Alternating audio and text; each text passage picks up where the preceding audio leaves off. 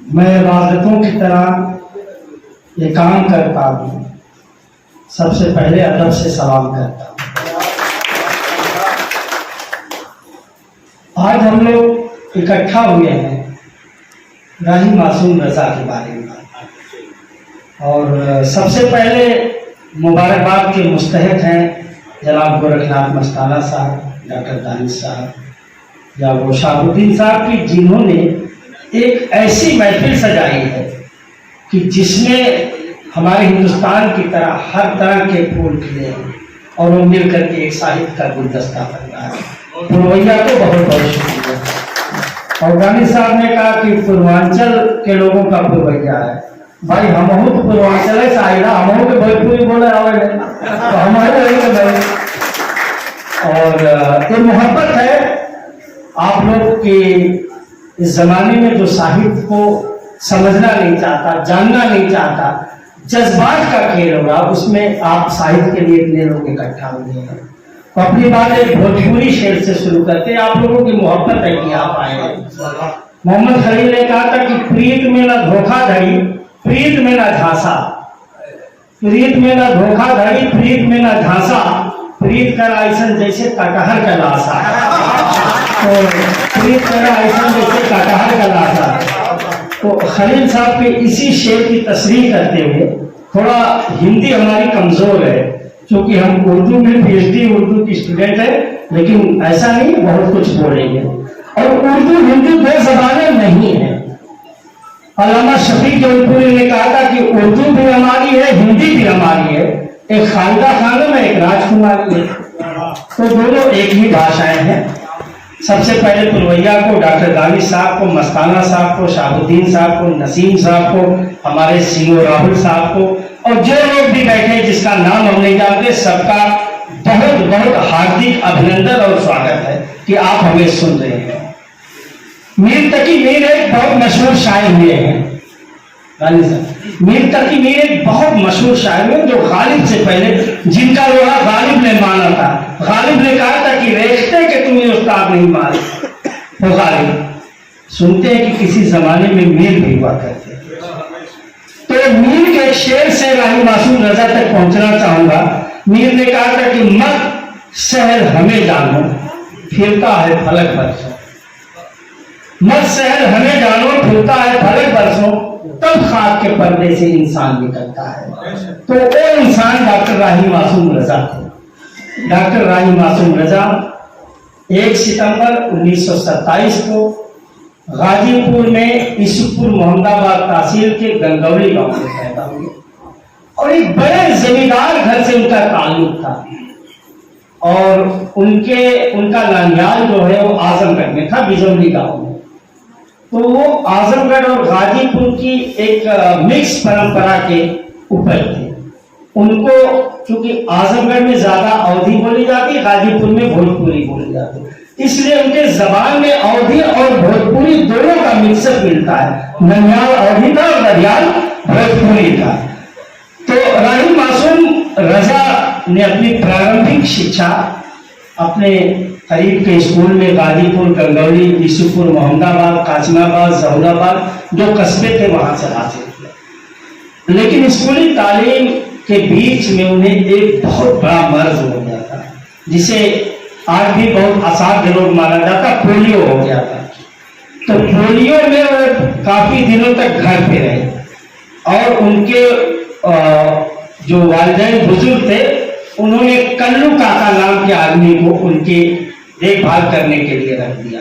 और वही कल्लू काका है जिनका जिक्र उन्होंने किया कि अगर कल्लू काका ना होते तो ना तो राही मासूम रजा होता, ना तो आधा गांव होता, ना तो नीम का पेड़ होता, और ना तो महाभारत होती। ये कल्लू काका की देन है कि जिन्होंने किस्से कहानियां सुना के मेरे ज़हन में हिंदुस्तानी आदत को मेरे दिमाग में पैदा कर दिया, और उस कल्लू काका की परंपरा को मैंने अपनी कलम से कागजों पर उकेर दिया। वो अलग बात है कि मैंने सोचा कुछ, सुनाया उन्होंने कुछ, और बहुत कुछ दानिश साहब ने काबिल तारीफ तकरीर की है। हमारे यादव साहब ने बहुत अच्छा बहुत कुछ बोल चुके, जो आखिर में बोलता उसके पास कुछ बचता नहीं, उसे सिर्फ शील आंदोलन से बाकायदा जुड़े, तरक्की पसंद थे, और तरक्की पसंद नहीं बल्कि बाज़ाब्ता पार्टी के मेंबर थे और लेवी भी देते थे। एक बार का वाकया बताया, नगर पालिका के चुनाव में उनके पिताजी प्रत्याशी थे, बहुत जोर से सुनिएगा, और उनके पिता के खिलाफ कम्युनिस्ट पार्टी के उम्मीदवार पप्पर राम थे, और इन्होंने अपने बाप के खिलाफ प्रचार किया और पप्पर राम को जीत भी दिलाई। ये उनका जज्बा था, अपने फादर के खिलाफ पप्पर राम को उन्होंने नगर पालिका का चुनाव जिताया। और बहुत सी उनकी किताबें कौन नहीं जानता, आगा गांव, टोपी शुक्ला, ओस की बूंद, हिम्मत जौनपुरी, एक दिल सादा कागज, टकरा दी आरजू, मोहब्बत, असंतोष के दिन और नीम का पेड़।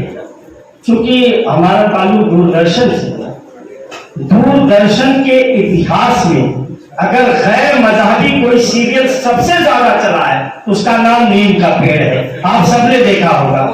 नीम का पेड़ असल सुल्तानपुर की कहानी थी, और राही साहब ने कहा कि ना मैं तो सुल्तानपुर गया ना तो वहां रुका, लेकिन मेरे जहन में सुल्तानपुर के अली जामिन और मुस्लिम मियां दो खरेरे भाई थे, और नंगाली हिस्सों के बंटवारे के बीच में उनकी जो तकरारें थी, जो कोर्ट कचहरी तक चली गई, जो राही मासूम रजा ने नीम के पेड़ पर कलम तोड़ दिया है, जो डायलॉग लिखे हैं, ऐसा डायलॉग देखें कि आप पहुंच नहीं सकते। लिखते हैं कि वो मुस्लिम की माँ जाती है अपनी नंद के घर, बोली अम्मा खाती रहते हुए, अरे बोली चाय पिलाई जैसे मुर्दे के गुस्ल का पानी पिलाए थी। मतलब एक तशबीहात जो रानी मासूम रजा में पेश गई। जहाज उड़ के जाता है, नीचे घर के औरतें बैठी है अली जामिन के, तो कहते बुबू वहां घाट में ऊपर हजवस देख रहे हैं नामहरम उड़त। मतलब ये चीजें जो रानी मासूम रजा ने असली जिंदगी को कागजों पर उतारा, और महाभारत कौन नहीं जानता। महाभारत के जो सबसे बड़ी खासियत है, आज तक किसी राइटर ने इस तरीके से डायलॉग नहीं लिखा जो उन्होंने ये नहीं कहा कि मैं कृष्ण की कहानी हूं, मैं अर्जुन की कहानी हूं। उन्होंने कहा मैं समय हूं, और जो मैं समय का लफ्ज था, समय के साथ महाभारत के किस्से को जोड़ना अपने आप में एक नायाब प्रयोग था। हिंदी और उर्दू साहित्य नहीं बल्कि पूरे हिंदुस्तानी साहित्य में ऐसी मिसाल कहीं नहीं मिलती जो उन्होंने जोड़ा था। और उसके बाद देखें, बी.आर. चोपड़ा ने कहा कि आप डायलॉग लिख दीजिए, उन्होंने कहा मेरे पास वक्त नहीं।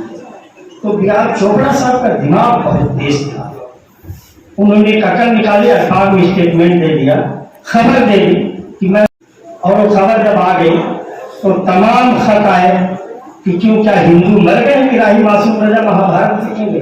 किसी ने लिखा मुसलमान क्या इंसाफ करेगा महाभारत के साथ। तो उन्होंने पूरे पत्र इकट्ठा किए और राही मासूम रजा के घर भेज दिए।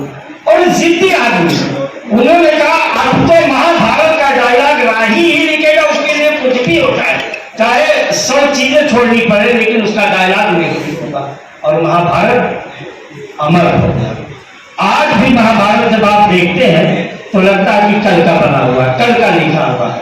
तो उन्होंने, उनके अंदर एक फन था, 300 फिल्में, 300 फिल्मों का डायलॉग और स्क्रिप्ट उन्होंने लिखा। मामूली बात नहीं है।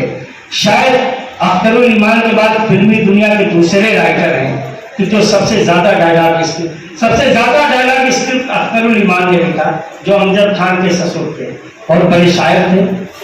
राही मासूम रजा 300 में उनकी एक फिल्म जो है फिल्म फेयर अवार्ड लेके आई।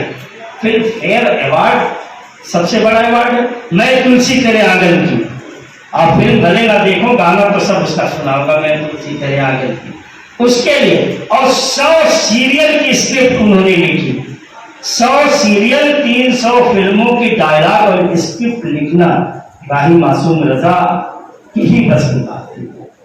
अब यहाँ से जब बीमारी से ठीक हुए तो फिर अलीगढ़ दाखिला हुआ, MA किया, फिर इसमें होशरुबा भी उन्होंने PhD की, वहीं लेक्चरर भी हुए। लेकिन लेक्चरर हुए, निकाले गए कि निकले, वो अलग बात थी, लेकिन उनकी वो मंजिल नहीं। तूने बंबई बुला रहा था, बार बार बंबई से आवाज आ रही थी, क्योंकि तमाम लोग उस जमात के लोग, उनके सीनियर कैफी, साहिर, मंटो और राजेंद्र सिंह बेदी, किशन चंद्र, विश्वामित्र आदि जैसी तमाम शख्सियत उनके जाओ कि बंबई में सज्जाद जहीर सब लोग क्या खाते, उनका मन नहीं लगा आगे बढ़ने और वो बंबई की तरफ गए। बंबई में लिखना पढ़ना शुरू किया, लेकिन रोजी रोटी चलाने के लिए सिर्फ साहित्य से पेट नहीं भरता। साहित्य लिखा जाता है, ठीक है साहित्य, लेकिन उसके साथ रोजी रोटी भी जोड़नी। आप देखते नहीं बड़े बड़े लोग, राजेंद्र यादव जी बहुत बड़े साहित्यकार, लेकिन वो भी संपादक थे, तो उसके साथ रोजी रोटी जोड़ने के लिए उन्होंने फिल्मों को तलाश किया, फिल्मों में कला आजमाई के और चल निकले। और फिल्मों में चांद पे बड़ी गजल और वो लिखी गई है ना, सबसे मशहूर इब्ने इंशान ने कहा है कि कल चौदहवीं की रात थी, सब पर रहा चर्चा तेरा, कुछ ने कहा कि चांद है, कुछ ने कहा चेहरा तेरा। हम भी वही मौजूद थे, हमसे भी सब पूछा, हम चुप रहे, हम हंस दिए, मंजूर था पर्दा तेरा। ऐसी ऐसी तमाम, जैसे तेरा चांद न मेरा चांद, मैं हूँ अपनी माँ का चांद, मेरी माँ कितनी भोली है, कहती है तू सबका चांद, और तमाम चल रहे मेरे भैया से कहना। लेकिन वाकया यह है कि रानी साहब घर पे बैठे थे, ईद का चांद निकला था, गांव से कुछ लोग मिलने गए, छत पे बैठ गए, चांद दिखाई दिया। तब उन्होंने कहा हम तो है परदेश में, देश में निकला होगा चांद, अपनी रात की छत पे कितना तन्हा होगा चांद, और जिन आंखों में काजल बनकर तैली काली रात, उन आंखों में आंसू कारी पतला होगा चांद। अब देखें कहाँ आते हैं, रात में ऐसा पेच लड़ाया टूटी हाथ से दो, रात में ऐसा पेच लड़ाया टूटी हाथ से दो, आंगन वाले नींद में जाकर अटका होगा चांद। हम तो है परदेश में, देश में। कि तशबीहात जो उन्होंने पेश की है वो खास उनका कोई चांद भी हो सकता है, वो अपने गांव से इतनी मोहब्बत करते थे उस गांव के चांद की।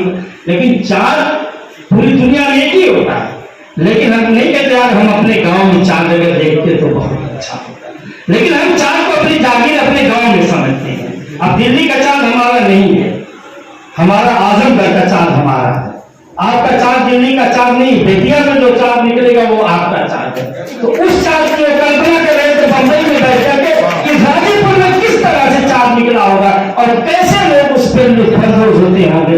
ये राही मासूम रजा का कमाल था। उनकी हिंदी की उनकी देखिए 7 किताबें उर्दू में आई हैं, बहुत बड़े शायर।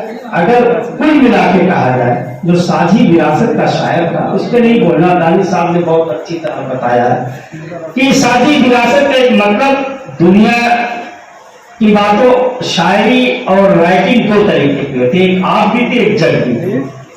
उन्होंने आप बीती नहीं बात की, जग बीती थी। दूसरी साझी विरासत जो हमारा कंपोजिट कल्चर है, जो हमारी गंगा जमुनी तहजीब है, गंगा जमुना जैसे मिलकर एक संगम बनाती है, उसी तरह से हिंदू मुस्लिम कल्चर मिल करके एक संगम की शक्ल लेते हैं, जिसे हम हिंदुस्तान कहते हैं।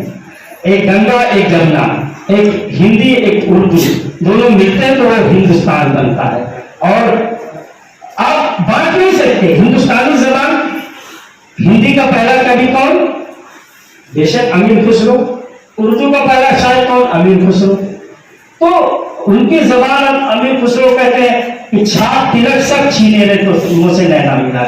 तो ये कौन सी उर्दू है, कौन सी हिंदी है? या कहते हैं जहाज मिस्की मकुम तकाफुर दुराए नैना बनाए बतिया। अब अगली लाइन देखिए क्या कहते हैं खुसरो कि सखी पिया को जो मैं ना देखूं कैसे गुजारूं अकेली रतिया। तो कहां से आप हिंदी उर्दू बांट सकते? फिर देखिए खुसरो कैसे हिंदी में कहते हैं, लेकिन उर्दू का बहुत बड़ा मकाम है। और सखी मिलबाजी खेलो आज पिया के संग, जीत गई तो पिया मिलेंगे, हारी तो किसन।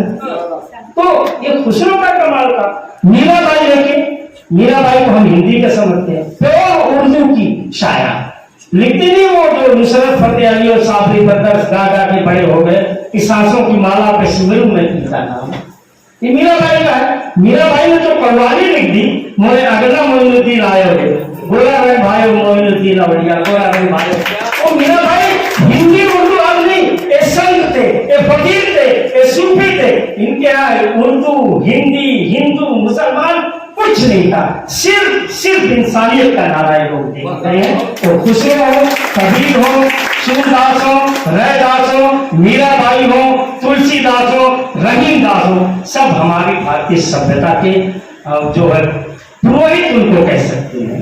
पुरोहिता नहीं बल्कि वो पुरोहित थे। उनकी भारतीय सभ्यता के वो पूजा अर्चना करते थे। और भारतीय सभ्यता को सबसे बड़ा मानते थे, हिंदू और मुस्लिम को हट करके। तो उनकी 7 किताबें राही मासूम रजा की आई थी, मौजे गुल, मौजे सबा, रक्स में, अजनबी शहर के अजनबी रास्ते, गरीब शहर। और हिंदी में उनके 3 काव्य संग्रह है, मैं एक फेरी वाला और शीशे के मका वाले और गरीब शहर को हिंदी में भी लाया गया। 300 सीरियल, 300 फिल्म, 100 सीरियल। और 1857 के नाम से उन्होंने एक महाकाव्य उर्दू में लिखा, जो 1857 की क्रांति थी वो कैसे हुई, कहां से पनपी, कैसे महाकाव्य इपिक, जिसे अंग्रेजी में, उर्दू में रज़मिया निगारी कहते हैं, शायद रज़मिया शायरी। एक जैसे महाकाव्य का मतलब कि जिस पे बात होती है वो पूरी किताब, जैसे रामायण महाकाव्य है, जो कविताओं में एक मुसलसल बात की जाए वो महाकाव्य है। वो उर्दू वालों ने छापा नहीं, उसके बाद उनकी जो 1857 क्रांति कथा के नाम से हिंदी में छपी, और उसे जरूर पढ़िए आप, क्रांति कथा जो है उनका महाकाव्य राही मासूम रजा। और अभी एक सत्र मुशायरे का भी होना है। एक गजल की कुछ लाइनें उनकी, अजनबी शहर के अजनबी रास्ते, मेरी तन्हाई पे मुस्कुराते रहे, मैं बहुत देर तक यूं ही चलता रहा, तुम बहुत देर तक याद आते रहे। और जहर मिलता रहा, जहर पीते रहे, रोज मरते रहे, रोज जीते रहे। जहर मिलता रहा, जहर पीते रहे, रोज मरते रहे, रोज जीते रहे। जिंदगी भी हमें आजमाती रही और हम भी उसे आजमाते रहे। जिंदगी भी हमें आजमाती रही। जख्म जब भी कोई जेनो दिल पे लगा, जिंदगी की तरफ एक दरीचा खुला, हम भी गोया किसी साज के तार हैं, चोट खाते रहे, गुनगुनाते रहे, चोट खाते रहे, गुनगुनाते रहे। कल कुछ ऐसा हुआ, मैं बहुत थक गया, इसके कारण दिल के जख्मों के डर खटखटाते गए। ये थे राही मासूम रजा। और अपनी वाणी को विराम देना चाहूंगा, आपसे विदा लूंगा। ये हिंदी साहित्य, उर्दू साहित्य, बल्कि हिंदुस्तानी साहित्य का जोड़ा, जिसने तमाम महाकाव्य लिखे, शायरी लिखी, डायलॉग लिखे, फिल्में लिखी, किताबें लिखी, नावल लिखी, अनगिनत भारतीय साहित्य पे उपकार करता हुआ 15 मार्च 1992 को बंबई में अपने हमसे दूर होकर के अपने मालिक हकीकी से जा मिला। उसका नाम राही मासूम रजा था। बहुत बहुत शुक्रिया।